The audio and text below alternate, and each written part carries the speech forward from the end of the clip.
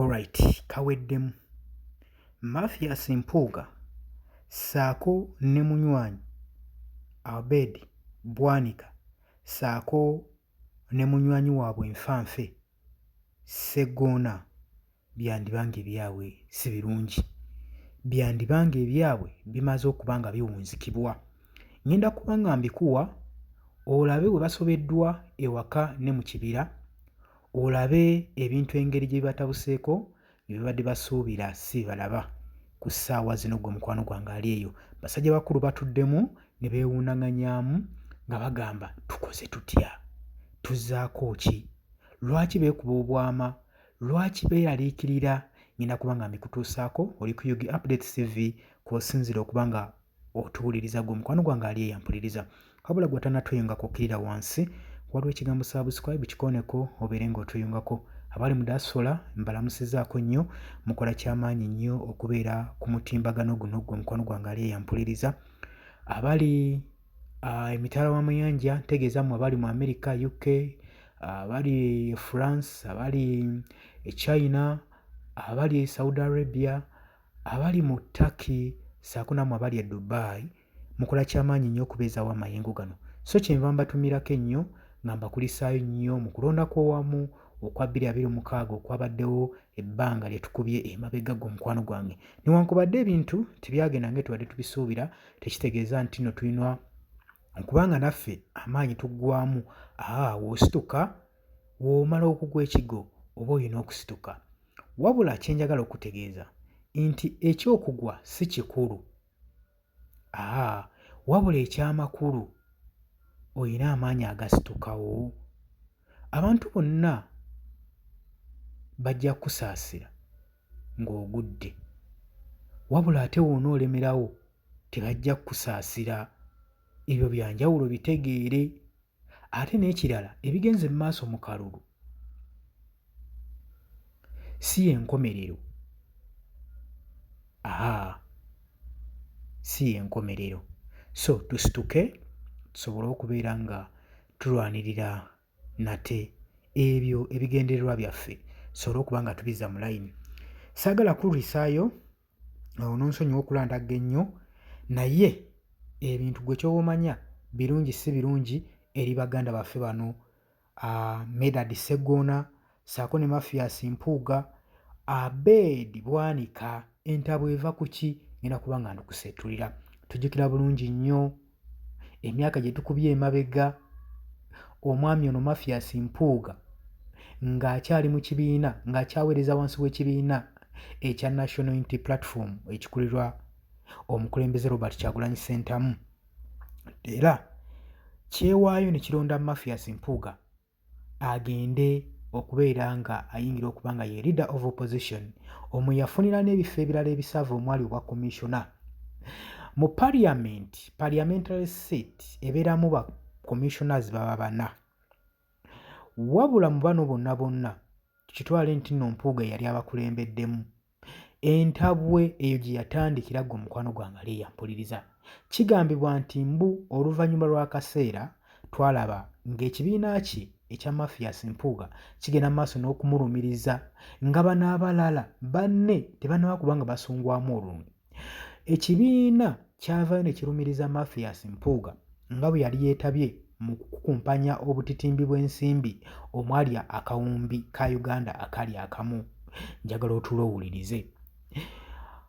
Tukimanyi bulungi nnyo era byasaasaana ku social media, buli muntu amawulire n'agafuna bukwakku nti Mathias Mpuuga yali alumirizibwa okuba nga yeepika ekisawo ky'ensimbi ekyakiwerako ku miliyoni 5 ssaako ne banne abalala 3 ne batwala obukadde 400.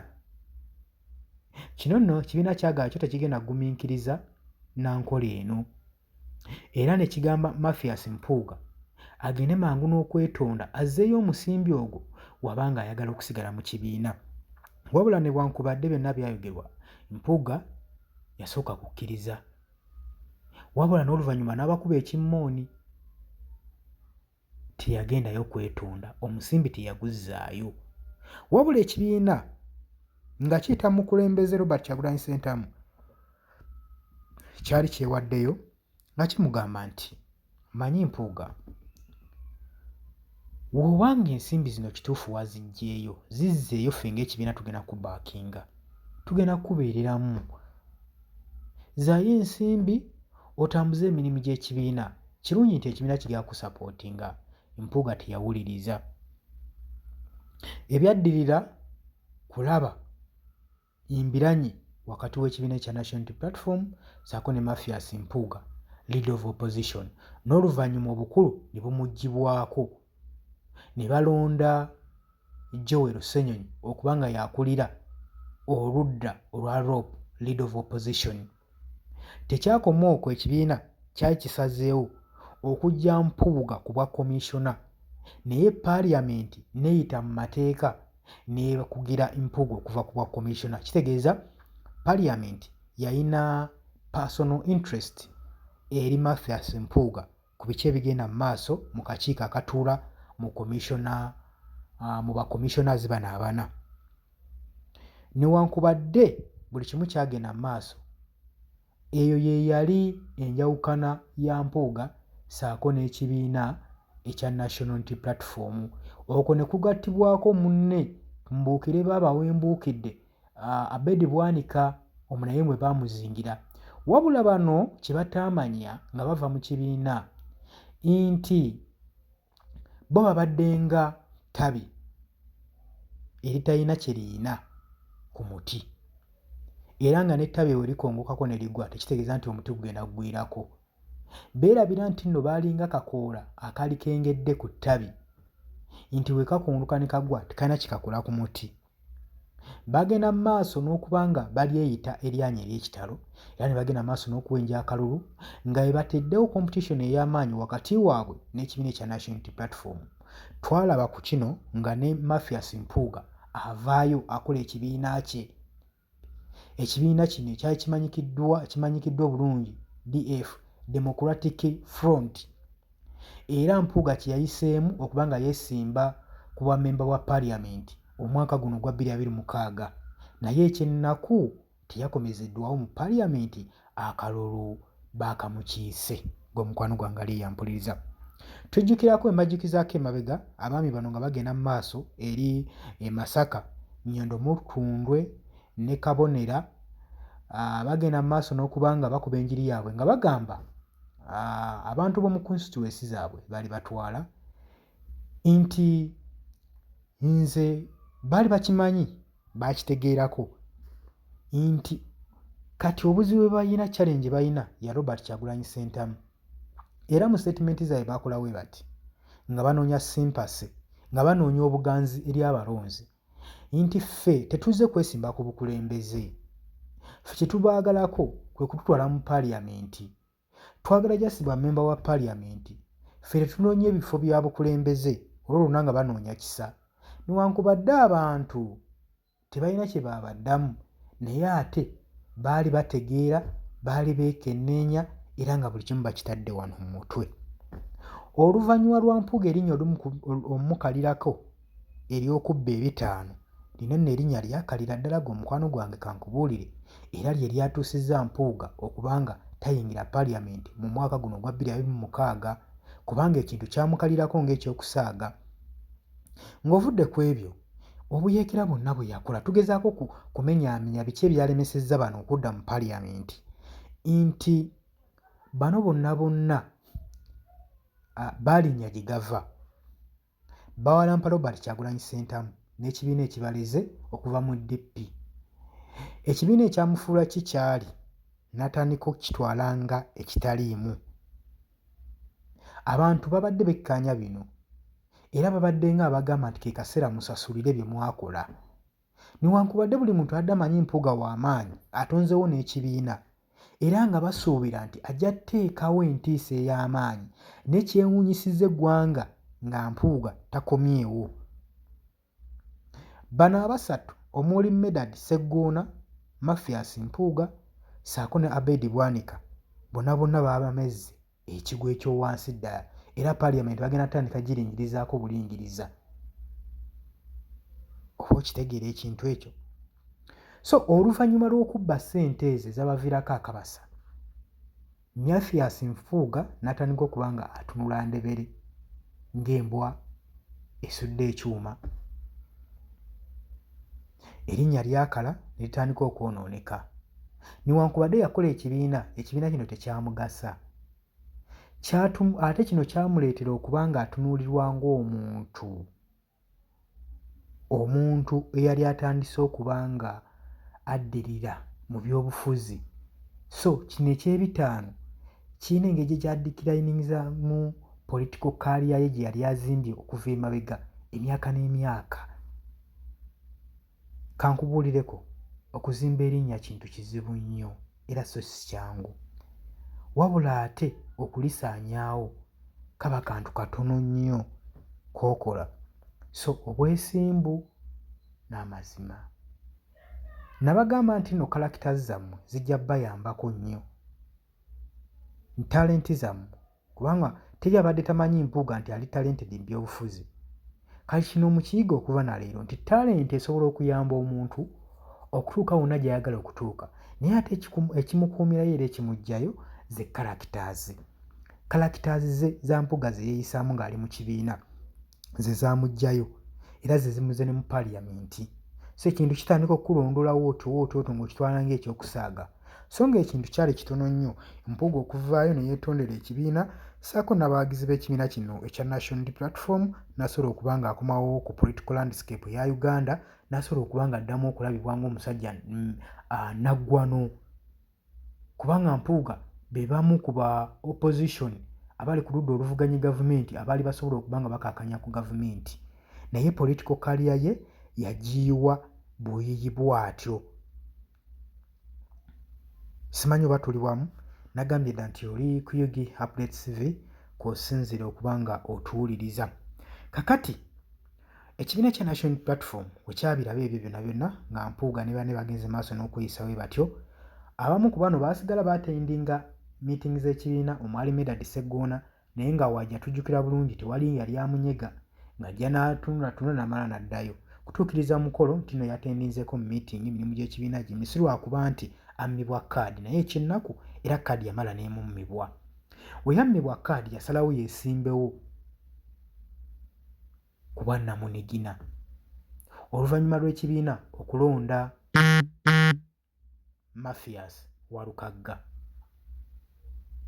Mathias Warukagga newankubadde baamuzannya political game behind, n'asobola okuba nga takiika mu kalulu kano oluvannyuma lwa Electoral Commission okuba n'egamba nti talina bisaanyizo bimala kubanga agenda maaso n'okulesinga mu kampeyini zino ez'ekifo ky'obwa paaliyamenti eza 2026, era ekibiina mu kifo ekyo tekyasindiseeyo muntu.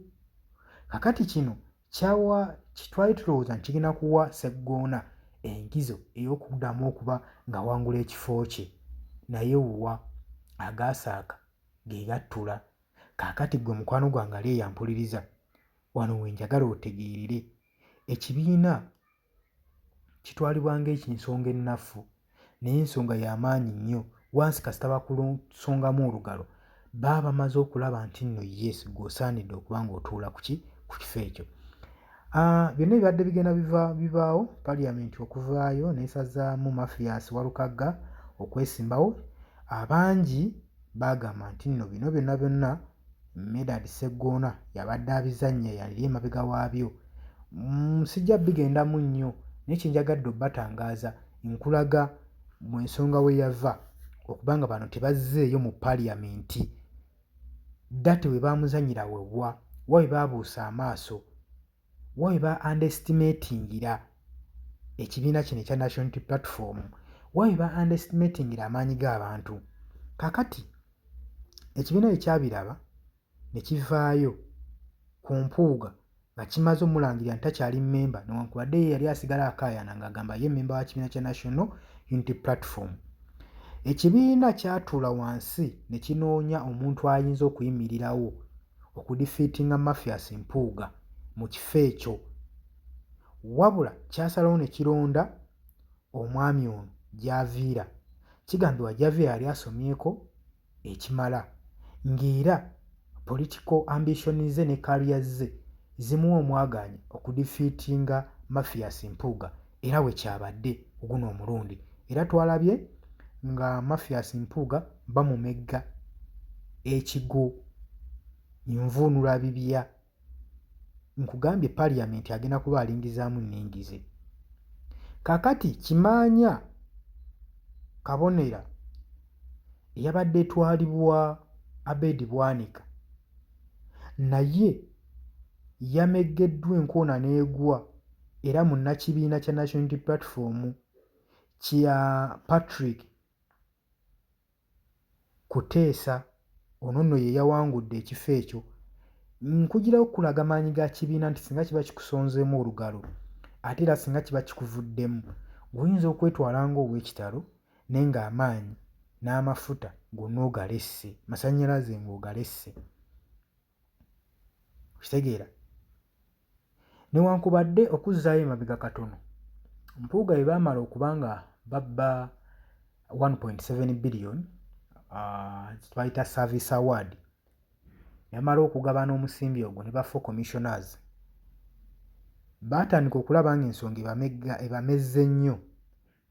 Wabula mu bino byonna byali byogerwa nga teri wa kibiina kya National Unity Platform oba memba yenna yali avuddeyo genda mu kkooti kuwaabira bano nti ensimbi zino baazitola mu bumenyi bw'amateeka.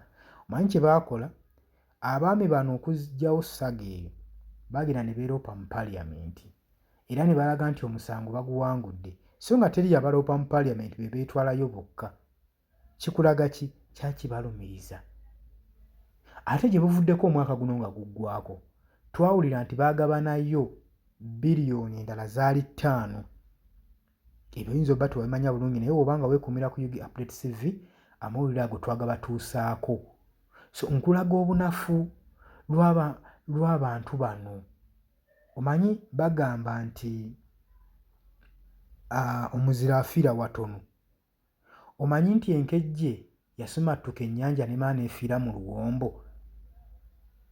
Ekyo kye njagala omanye. Kati bano abaami byonna byonna ebibasudde ku underestimatinga kibiina nga balaba atwala ekibiina bo baamusookayo mu byobufuzi era nga balowooza, kubanga mu kuvaayo yagamba Mpuuga nti tetugenda kwegayira bantu bano. They are not going to teach us politics. We know what politics means. We have been in this system for quite a long time. Indi tubadde mu kintu kino ebbanga ddene, tetugenda kuganya baana kujja ate tuyigiriza bya bufuzi. Ze zaali statement za Mathias Mpuuga, ebyo byonna byonna bijjukirwa. Kati ekibasudde kwetwala kwegulumiza nti bamanyi ebyobufuzi nga balabanga Robert Kyagulanyi Ssentamu eyakayingira omuyimbi ayinza atya okubanga yabafukamiriza okubasongerako olugalo okubawa kaadi. Ekyo ekintu nga kibanyiiza nnyo. Ate nga balaba ne presidential race yaliko bo kyekifo kye baali beegwanyiza okubaamu nga balabira ddala Kati nno y'ensonga waaki enkoona bamezza enkoona ne baluma n'okuluma ng'omukwano gwange ali eyo ampuliriza. Nagambye dde oli ku UG Update TV kusinza obanga otuwuliriza. Bwe kyolina okukola kusharinga vidiyo, kugitambuza, kulayikinga esobole okutambula etuuke ku buli muntu oyo gwe twagala kituukeko. So nkulaga nti gwe munnakibiina abadde aweddemu amaanyi ng'ovuddeko ku bino ebirumira ebikumpanyizibwa obuvuyo obuli mu Electoral Commission, twandibadde katusambira mabega nga jjanzi oba oliawo abamu abawagira ekibiina kya National Unity Platform. So tetuggwaamu ssuubi, tugende mu maaso n'okuba nga tutambulira ku mulamwa. Tumanyi nti gye bujja mu maaso bingi ebikyagenda okugwawo era bingi ebikyagenda mu maaso mu ggwanga, tugenda kuba nga tubibatuusaako osobole okuba ng'omanya ng'omukwano gwange ali ebweru wa Uganda gw'agoberera emikutu gyaffe, osobole okubeera ng'oli well informed ku biki ebigenda mu maaso mu ggwanga lyo, gwe mukwano gwange ali eyo ampuliriza. Nagambye eri ku UG Update TV gw'atannaba kuba ng'otweyungako, kira wansi olwo ekigambo subscribe kikooneko obeere nga otweyungako ddala bulungi nnyo. Saagala kubanga nsukkawo wano naye gwe ky'oba omanya birungi si birungi eri Mathias Mpuuga ne Abedi Bwanika. Tebakomyewo mu Parliament, bagenda kuba babiwulira buwulizi nga balingizaako nningize. lwa nsonga ki? Lwa kwa underestimatinga kibiina, underestimating the party, underestimating the party leader. Ezo ze zimu ku nsonga eziviiriddeko bano okubanga bagwa enkoona ne bagimegga n'ogimegga. Nawuliddeko nti eri emabegako gye bivuddeko muganda waffe ono omulala omuyimbi naye tebyagenze bulungi nnyo ow'e Kakuuto, twawulidde wabaddewo okunyolegana nti obululu bwe bwabbiddwa. Twawuliddeko nti obululu bwabbiddwa. Naye byonna tugenda kuba nga tubinoonyerezaako tubeere nga tubibaawo wano ku UG Updates TV. Mbaagala nnyo, mweraba, tugenda kuba nga tukomawo.